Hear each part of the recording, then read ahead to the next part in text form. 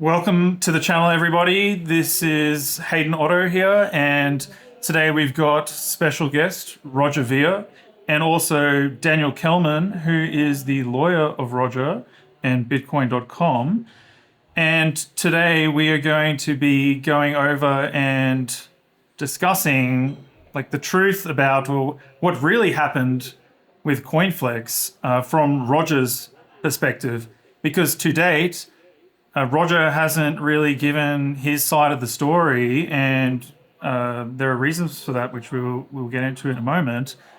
But he's now able to speak about what had transpired more than a year and a half ago now, I think.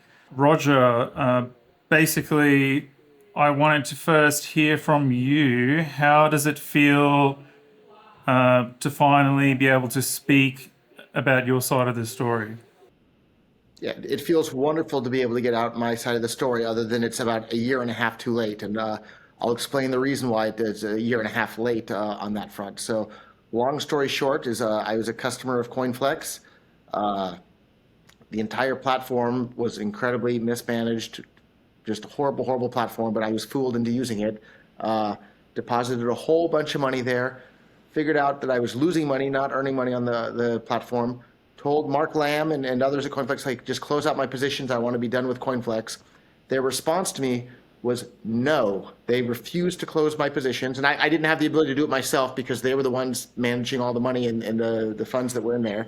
I told them to close out all my positions and just give me my remaining money back. They said no. The positions became worse and worse and worse there. And then I sued them. CoinFlex was the defendant the entire time, and it went to arbitration in Hong Kong. Right. So this is a brief synopsis of Roger's side of the story, but I thought maybe I will recap for viewers what the official side of the story has been to date, so viewers can get a bit of a refresher. How does that sound? And then we can hear your side in full and see how that Although, to be compares. honest, I think my side in full is the true story, so it'll give kind of a summary there if you don't mind. So, Yeah, go for it. But obviously, there was I'll cover what Mark different did. Don't things believe me, said I'm about eager that. to cover what Mark did. Yeah, So, yeah. Okay. Well, how about I just run through that quickly, and then you go can for it. you can tell us what really happened based Go on for what it. you experienced. On the 20th of June in 2022, this is when rumors about withdrawals at CoinFlex were not being processed, and this began to circulate. And Mark had said that there was a withdrawal backlog. Transaction backlog, Uh, I believe, Yeah, was the this was term like from the official story back then. the And official then lie from 3 days CoinFlex. later, yeah, 3 days later, he said that oh, this withdrawal pause is official, and they put out some blog post. And then on the 29th of June, they said that they named you specifically, and they said that you owed them $47 million. But then that amount actually increased to $84 million about a month or so later, I believe. So somehow that value that they allege that you owed them increased double, basically. And all this time they said that something along the lines of that you had some agreement with them where you could essentially trade without putting up or you were allowed to go into a negative balance on your account without putting up collateral, basically, to back the trade that you were conducting at the time. And that went extremely negative, and this was why things went belly up. So essentially, that's the official story. And then they said that they launched the arbitration against you in Hong Kong to try and recover funds. And they created this RVUSD token and all this other stuff. And this is what they were telling the CoinFlex creditors, basically, to try and, I don't know, get them to calm down, I guess, and go along with what they wanted to do. So would you say that is an accurate summary of what Mark said, at least? No, and I can see And then Daniel we'll go on to chomping what at the you bit said. there. Go for it, Daniel. I can give the transaction backlog thing. What happened was we saw there was an issue and said to CoinFlex, I think on June 24th, look, either you guys have to tell everyone that there are no transaction backlogs and what the real problem is, or we're going to. And they threatened and said, well, we're just going to release this Roger Coin thing. That's what they called it, Roger Coin. And we're going to blame. Yeah, we're going to blame you. Originally, what they told us was it was Roger Coin, and they later changed it to RVUSD. They threatened that they were going to go on Bloomberg and release this to the world. And I was like, Rob, this is ridiculous. Just sue them. They owe you $200 million. They've been lying about all this, and we can get into what happened after. And so that's what we did. We filed arbitration that very same day because they weren't going to go public and tell everyone there were no transaction backlogs, and sent them a letter and basically said, And by let's the way, be clear, they were lying. I'm sorry to interrupt. They were Yeah. lying to the public, saying, "Oh, everything's fine. It's just transaction backlogs. Keep sitting in your new deposits." So lots of people deposited more money when CoinFlex was already insolvent. So they were lying to the world and deceiving them about that. Sorry to interrupt. That's right. Daniel. We didn't want fresh money to be sucked in. So we filed arbitration and said, by the way, arbitration is confidential in Hong Kong, legally required to be confidential. So if you go on Bloomberg and talk about this, there's going to be serious legal consequences for you. And they went on Bloomberg, Mark Lamb went on Bloomberg and didn't say anything. But what happened was there were all these rumors bubbling up amongst the media that, and Roger was getting calls from all these people about the debt he allegedly owed CoinFlex. So instead of going out and publicly saying this, they just spread rumors secretly. So Roger sent a tweet saying, look, there are rumors I'm hearing that I owe money to CoinFlex. Let me be clear. I don't owe anything to CoinFlex. And then Mark Lamb saw that and came out and publicly blamed Roger and broke confidentiality. And that's how it began. Yes. So I know about the when they started saying, "Oh, it's a transaction backlog," they were still accepting deposits, and many people were complaining about the fact that they hadn't put up any kind of warning or anything like that. They were not actually processing withdrawals at this time. So who knows how much money they were able to continue to draw into that platform at the time. But this was one of the major complaints that creditors had at the time about that, for sure. We know And I'd people like who to point lost out money that it on was, that. Yeah. and it was CoinFlex that specified that any disputes would have to be settled in the Hong Kong arbitration. So that was their initial request that was the Yes. case. So okay, we have a disagreement. Boom, let's go to arbitration there. And in the arbitration, there's the confidentiality clause. Neither side is allowed to speak publicly about what's going on, or they can sue the other side for breaching that. And so the difference here is that I'm a wealthy man. Mark hardly has two nickels to rub together. So if he goes on Bloomberg and talks about it and it's on Twitter, blaming me for everything, and I sue him for it, he has no money to pay me. If I go out there and breach the confidentiality clause, he could sue me and I could have to pay him, millions and millions of dollars for that. So I was stuck here sitting, not being allowed to say anything because of the risk there, while Mark's running his mouth all over the place on social media, telling a bunch of lies. Like they just plain scammed me and scammed everybody else at CoinFlex. And to be clear, we lawyers, we advise Roger not to say anything. We know what Mark is doing. We know he's going public, but the right thing for you to do is not to get sucked into this social media game and you violate confidentiality. The right thing for you to do is to remain silent, respect confidentiality. And we then went to court and took out a restraining order to enforce confidentiality. And that's ultimately why months later, CoinFlex, Mark Lamb, everyone started saying, we can't talk about this anymore, and they went silent, which was right after they had taken their vote on the restructuring plan. Speaking of the vote, they rigged their whole election too. So they froze all of my Flex coins, so I couldn't vote. Anybody that they thought would vote against them, they froze their coins on chain, so they weren't even allowed to vote. So the whole election was rigged. They lied to everybody in the Seychelles that they had a viable business and that they just need to be allowed to restructure.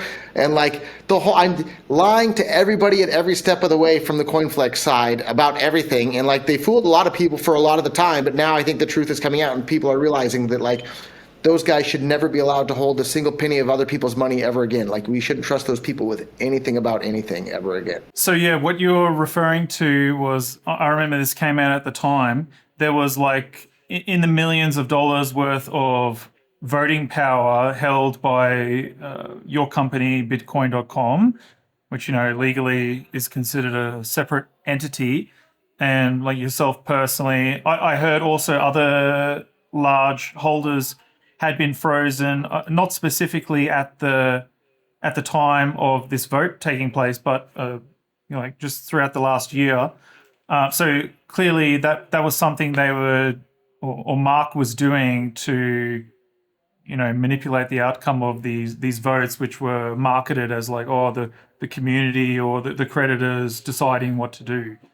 And clearly that was just them saying that to make themselves look good, and it was manipulated to some extent behind the scenes. At the court hearing in the Seychelles, under cross-examination, it became clear that the vote was basically 8 people. Okay, there were, Mark, Right. I believe, testified there were some 5,000 creditors who would vote, but that over 70% of the vote was like 5-6 people, something like that, just maybe a dozen different creditors. And so the trustee then approved everything based on what those few voters said. I think they were required to have more than 75% approval, and they had like 74%, and the judge approved the whole thing anyway, which I still can't believe happened, but it happened. Another thing I'd like to point out too, so like in Seychelles, Daniel and I were trying to wrap up CoinFlex, and people would have gotten back, I don't know, 30 cents on the dollar or something of their money right away if that had happened. Instead, Mark spent the rest of the customer money paying his personal fines in the UAE. He got fined for, illegally operating exchange license, and then spent the rest of the money probably on the lawyers opposing, me trying to have the company wrapped up and a lawsuit with me. So he spent the rest of the money. There's no money left. He spent everybody's money on that. So if Seychelles had done the right thing and wrapped up CoinFlex right to begin with, everybody would have gotten back some percentage of their money. But the thing that really irks me about this is I was an investor in CoinFlex. At one point, I had 20% ownership of CoinFlex. And Mark and Sudo and like the CoinFlex guys are like, oh, we're transferring our corporate structure from the Seychelles to, I don't know, Grand Cayman Islands or this and that. Nothing is changing at all in the ownership structure whatsoever. Just sign here. And it's like, rather than reading like the 30-page document, I mistakenly believed them and trusted them. So I signed there. And this was like a couple of months before everything blew up or whatever. And so they transferred the ownership structure from Seychelles to somewhere else.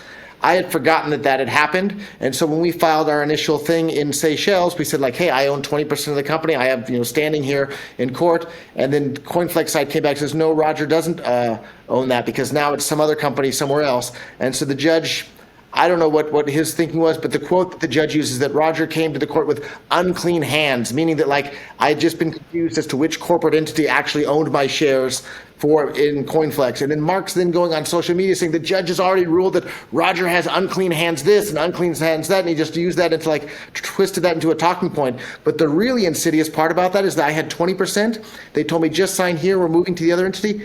They diluted my equity by half, by 10%, from 20% to 10%, didn't tell me. They cheated me out of half my equity with that whole thing too. I didn't find out until later, but like they cheated me on that, and that happened months before this whole CoinFlex thing blew up. So like, and I have the emails very clearly where they told me, oh, there's no change whatsoever in the equity structure.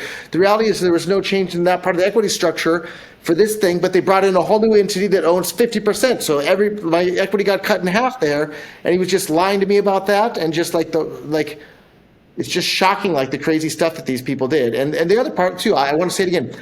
I'm the one that initiated the lawsuit against CoinFlex. They were the defendant. I sued them. They were the defendant. And then they're going all over the world trying to claim that they sued me. No, I was the plaintiff. They were the defendant the entire time.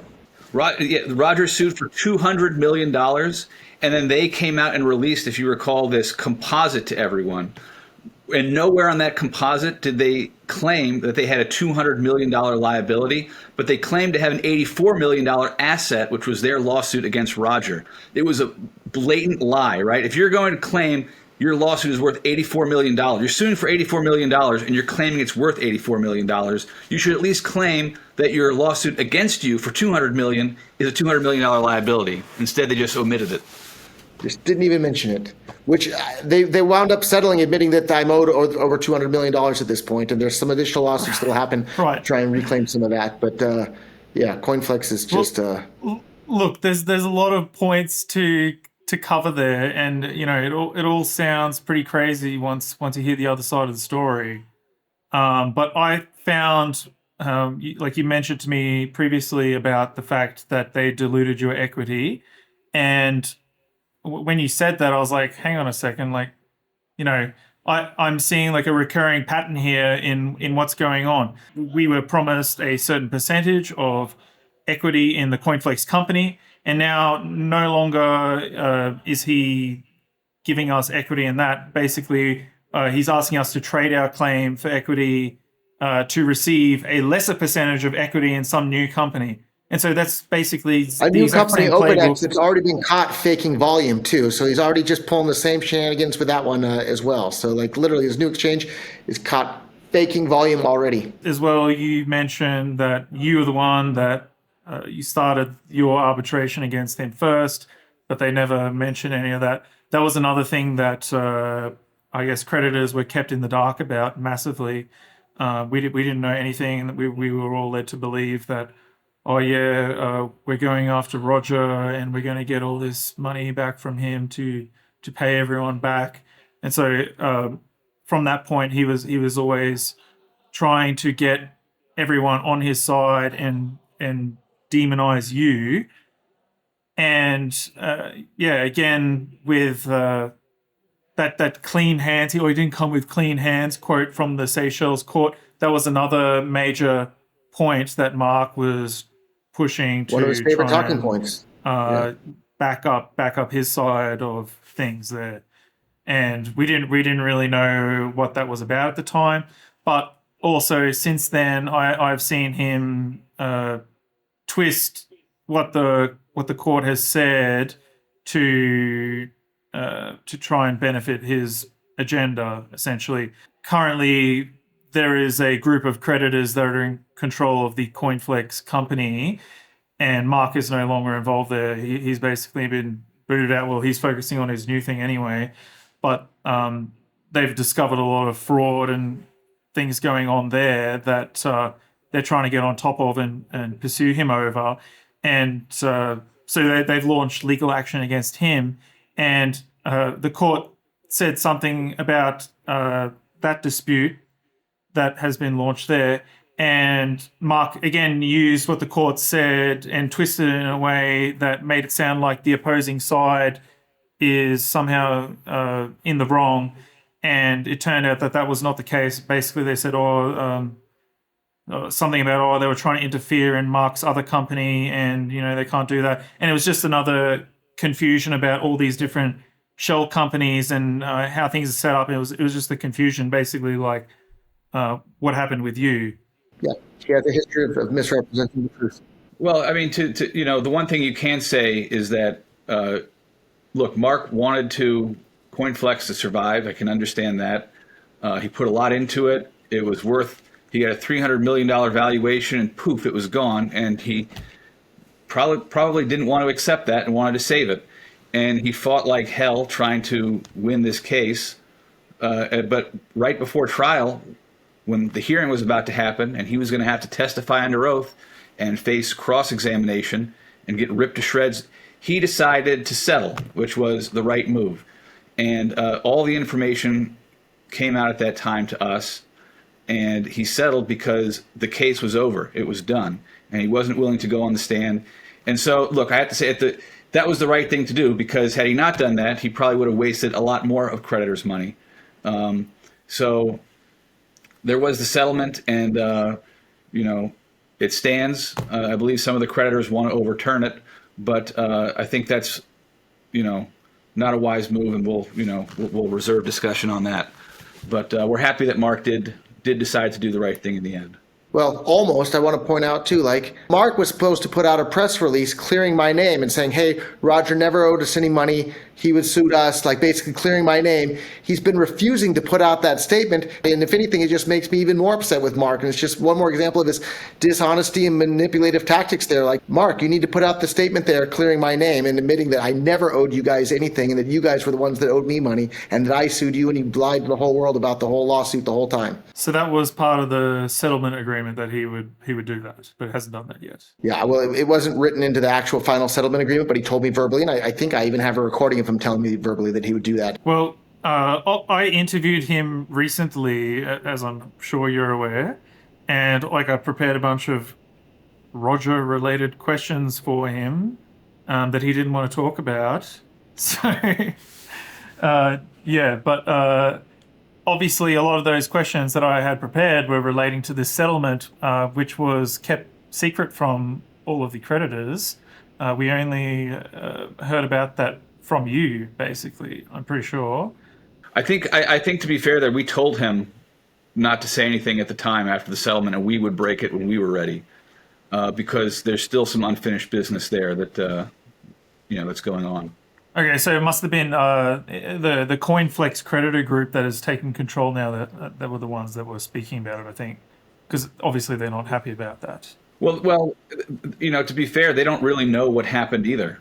We tried to have a discussion with them, and they basically wanted to litigate and all this stuff instead. So there's no point in discussing with someone who wants to be hostile. But if they knew everything that had happened, they probably would have a different opinion.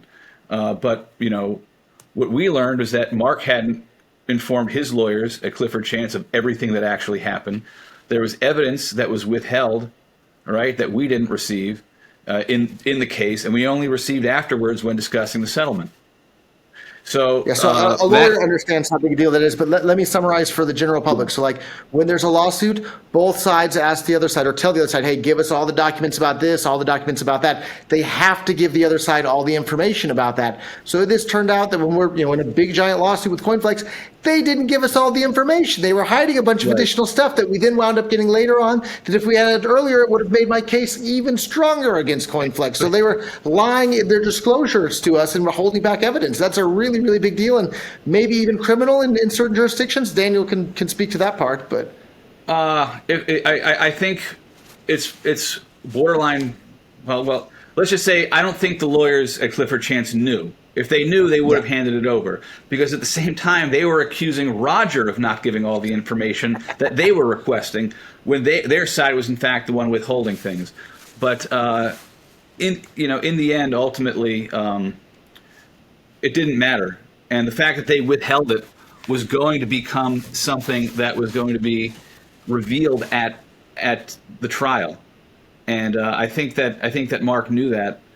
And that at that point the game was basically over, and he might as well settle at that point.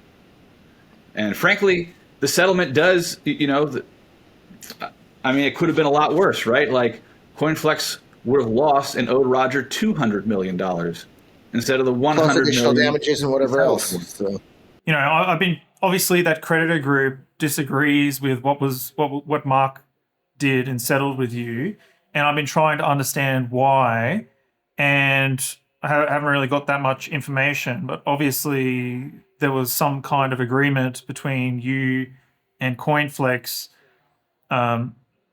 regarding how you were able to trade on their platform there. And so let's go back and talk about that, and talk about this specific trade that caused all this problem to begin with, and what actually went on behind the scenes there, and why things ended up the way they did.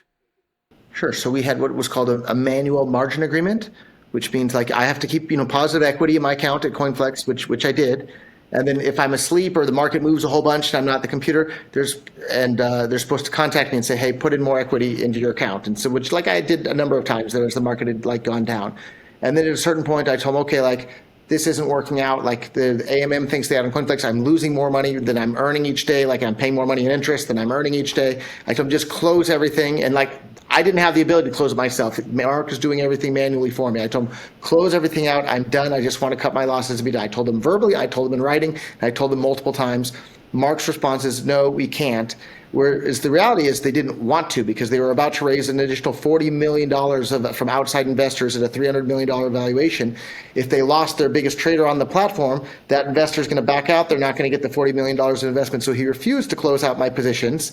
And at that point, it's his problem. I already told him, but Mark went and misrepresented to the world and all the other people out there that, like, rather than it being a manual margin account, he said it was a non-liquidation account or something like that, meaning that, like, he's not allowed to close the positions, which is just insane. What sort of trading platform won't let you close a position if you want to close a position? So, like, everything that happened after the point where I told him to close out my positions and I'm done, that's his problem and his responsibility. And that after I had already told him to close everything out and I had positive equity, they would have owed me money back at these points. And if he had just followed my instructions, CoinFlex would have survived, like, things would have still been okay. Instead, he rolled the dice with not just my money, with everybody's money on the platform there. And it caused an even bigger disaster than it would have been for him just not raising his $40 million of investment. Yeah, so I'll say initially that CoinFlex was pushing Roger to take a manual margin account. They were pushing him to scale up his investments and do all these things and basically throwing manual margin at him. And he was an investor in the company and wanting to help and doing whatever he could to help BCH. They told him that collateralizing his positions with BCH would help BCH, right? Everything they could to get him to scale up, and he did, including giving him manual margin without even asking for it. And there was no written agreement.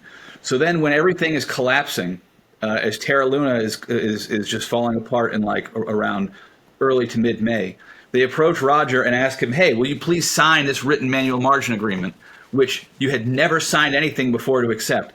And Roger, wanting to help, not showing it to me, not showing it to anyone, just being helpful to CoinFlex, just signed it without thinking anything. So that was in the month before all the trouble started. That was on, I think, May 14th. Within a day or two of May 14th. Before they really had into trouble. Yeah, before that. So then he signs that agreement, which basically says, I think, there's a grace period of 3 days where they're going to liquidate Roger if he doesn't pay in any more capital, right? And then they ask for more capital. You're negative, Roger. He pays in. They ask for more. Then finally Roger says... I wasn't negative. I was just low. Low, right. Yeah, we didn't know if you were negative. Their accounting was such a mess too. So. Roger couldn't tell from the user interface if he was positive or negative. He couldn't control it himself. Mark had scaled him up, and Mark was basically controlling it. And so they tell him, "We need more money, Roger. We need more capital." We didn't know if it was buffer collateral or if he was negative.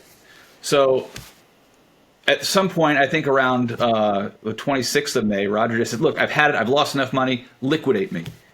And they refused. They tried to talk him out of it.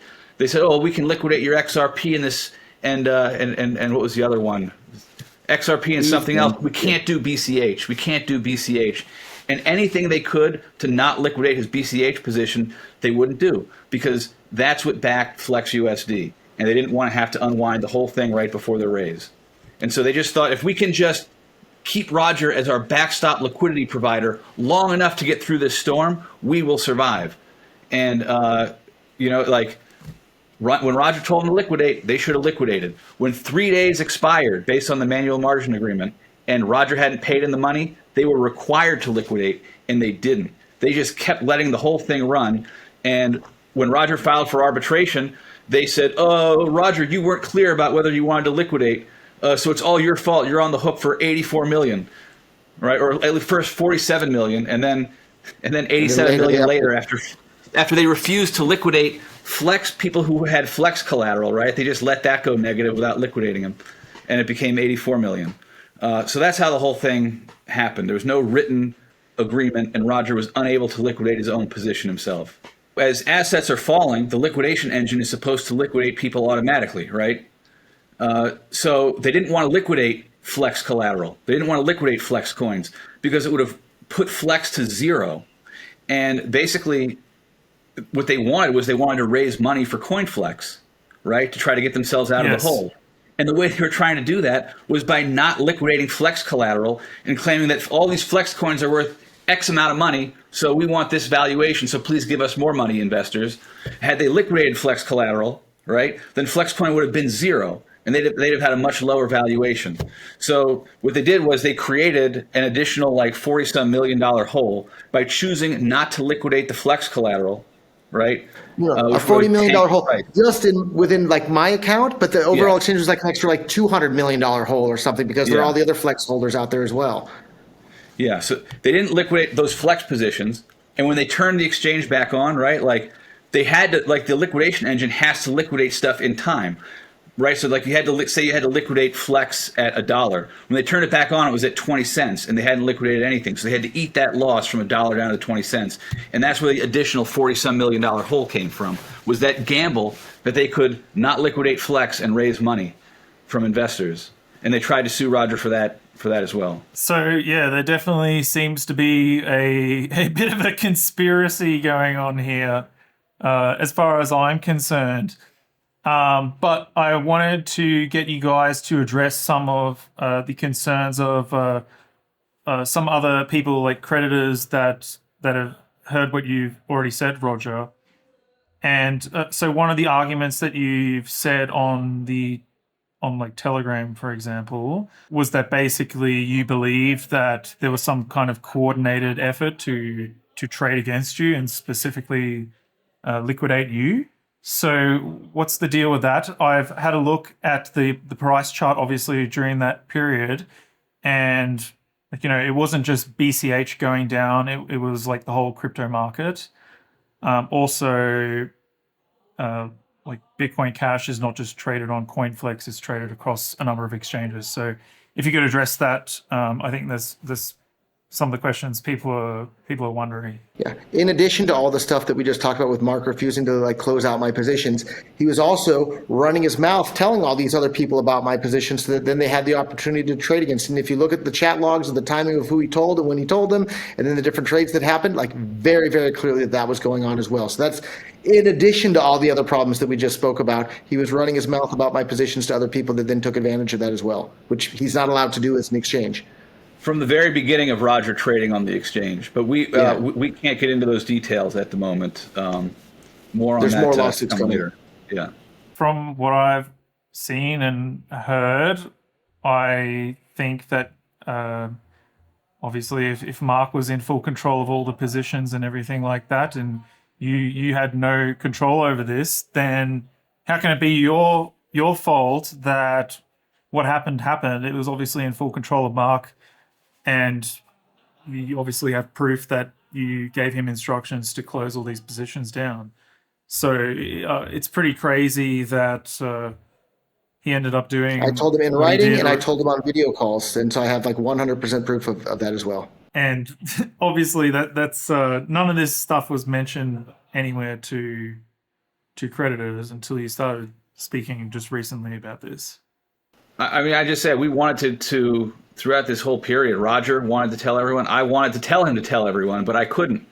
And it was because, we had to respect confidentiality. We had to play the long game of winning the arbitration and making sure, right? Like the arbitrator has to choose who to trust and who's more believable. And you have to be consistent. And breaking confidentiality when there's a rule and a law that you have to respect is not something that you do if you're serious about winning a case. It's something you do if you're desperate and you're looking for a Hail Mary. So that was what Roger had to do, and as a result, people had to remain in the dark, and that wasn't easy to see happen. Surely wasn't easy for Roger to sit back and say nothing. And perhaps the most regrettable part of all of it is that Smart BCH became like collateral damage. We tried in Seychelles to protect it. Roger filed a motion to try to argue that it was a part of a quis closed trust, which I think it actually was, and should not have been part of the bankruptcy estate. It should have been held separate for all the people who gave it to CoinFlex. But it's actually the creditors right now who are in charge of CoinFlex who disagreed with that decision and wanted to forfeit that money to CoinFlex so that they would have more to return. Those people, bear some responsibility. I don't know all the details, but I do know that was what CoinFlex's plan was, and that's what the creditors who were, advising CoinFlex on the lawsuit against Roger wanted to do. So that's a fancy way of saying that CoinFlex stole all the Smart BCH bridge funds that were supposed to be treated completely separate from CoinFlex so that the Smart BCH ecosystem could flourish until there was a decentralized bridge in place. So the CoinFlex and their creditors literally stole all the bridge funds from Smart BCH. While I was there in Seychelles with Daniel, doing the actual legal work, suing them, trying to get them to treat the Smart BCH funds as completely separate from CoinFlex, which is what everybody understood and Mark told everybody was going to be the case. But when push came to shove, he defrauded everybody of the Smart BCH bridge funds as well. So really, really a horrible disaster there too. And basically, not only did CoinFlex go down, they destroyed the entire Smart BCH ecosystem in the process by stealing those Smart BCH bridge funds. So what was that worth at the time? It was like an extra 10 million or so US dollar, I'm pretty sure. Yeah. Wasn't it? In the grand scheme of how much money CoinFlex lost of other people, it wasn't that much money, and it didn't wind up saving CoinFlex anyhow. It just destroyed this entire ecosystem that, as we know, was really starting to take off. Smart BCH was getting some good traction. Well, yeah, I was involved in that and like participating in that. It was really good until this happened, basically. Yep. And despite the fact that they took all that extra money that wasn't really theirs to take, we got, the creditors got paid out less US dollars than what we were even initially promised. So, there's a lot of money just going missing as far as I'm concerned. They took the 10 million to use to pay lawyers and all these things that they were going to do with the rest of CoinFlex's money, which basically sacrificed Smart BCH just so that they would have to pay a little bit less money and take a little bit less of a loss in trying to sue Roger for more. So that was a regrettable decision. And part of that was, because Roger couldn't say anything publicly and everyone was just dependent on what Mark Lamb was saying. But I don't know what all the creditors knew at the time, right? Because Mark was probably giving them information about the arbitration because they were funding part of it, but we have no idea what he actually told them or what any of those people knew. So it would be very interesting if you get a chance to talk with them to find out exactly what Mark advised them and told them and what they knew at the time regarding the Smart BCH decision. I do plan on talking to the guy that is leading the CoinFlex creditor group or whatever at the moment. But based on what I know at the moment, their belief is, and what they're really relying on in going after you, Roger, is that there was some agreement between you and CoinFlex, and it's like black and white that what you did was wrong according to them or according to this agreement. And so that I, based on all of that and like putting together the pieces, I kind of get the feeling that Mark has probably lied to them or possibly even put together some fake documents and supplied that to them in order to trick them. And that's just my opinion on like reading everything, wide spectrum analysis. Wouldn't that be interesting if there were some fake documents put together by Mark? I mean, look, the only witness for their side was Mark, right? So now what do they have? Well, I mean, the agreement. Well, now they don't even trust Mark. They don't even have him as a witness.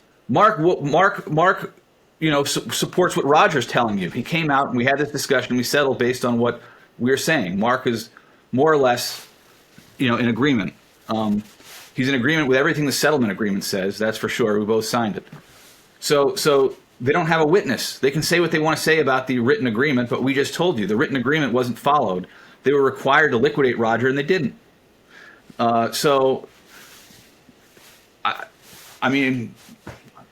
at a loss for what they're trying to accomplish aside from wasting more money. It seems like they just haven't come to terms with the fact that like Mark scammed everybody and destroyed the finances of however many people were involved. Thousands of people, tens of thousands of people were severely damaged by his actions and not doing the right thing over and over and over again. Well, I think that's really what it comes down to based upon what I'm seeing so far. But we'll have to continue to see how this all plays out, I guess. Prior to getting involved in CoinFlex as an investor, what was it that made you decide to put a lot of trust in Mark Lamb? A mistake, I guess, is the short answer. That was a mistake. Plain and simple. But I've invested in so many different things. I just want to see the entire ecosystem, and that was a business. And in hindsight, I think Mark was just telling me what I wanted to hear. But he's like, "Oh, we can do this for BCH and that for BCH," and like anybody that's paying any attention knows BCH works so much better than BTC at this point. And so I wanted to help seed that ecosystem and help spread that ecosystem. And CoinFlex seemed like one more tool to do that. In hindsight, that was a mistake, and I shouldn't have done that. But live and learn. Yeah, and one thing that I am curious about is, from my perspective at least, like I was pretty involved in BCH in the previous years, but Mark Lamb kind of just appeared out of nowhere, and it was kind of around this time when there was disagreements going on with the Bitcoin ABC development team, and he appeared to be one of the proponents that were like very much against those guys. And I remember he was also, through CoinFlex, he was he created the futures markets with trading the ABC coin and BCH and all that sort of stuff. And I feel like that may have been like some kind of a move to gain trust of the community. Would you have the same opinion of that? Maybe. I don't really know, although I feel like Mark has a propensity to just say whatever seems convenient for him at the time, and whatever's convenient today, or whoever he's talking to, he'll say what's convenient at that moment. Obviously, you had a long-standing relationship, positive relationship with many of the parties involved in all this various disputes. Yeah, I can comment on that too. Mark he put out some video claiming that like basically I've been one of his best friends and mentors for years and years and years. Like that's not true either. Like yeah, I knew him, but like we weren't best buddies and hang out and I invited him one time to hang out with me, and I met him another time because I wanted to talk about CoinFlex. Like he tried to spin it like we were best buddies and stuff, and like that was just another lie he portrayed to the public too. And it wasn't true. No. Like so many other things that Daniel's my lawyer, but he's also a him. very good friend of mine. Mark Lamb, I had a working relationship with him, but he never felt like a friend. So yeah, right. And even less so now. Well, I don't blame you. Yeah, well, thanks for giving us all the insights on that. If you enjoyed this video, please share it, get the word out there about what transpired there at CoinFlex. And hopefully we can inform all the other creditors about Roger's side of the story.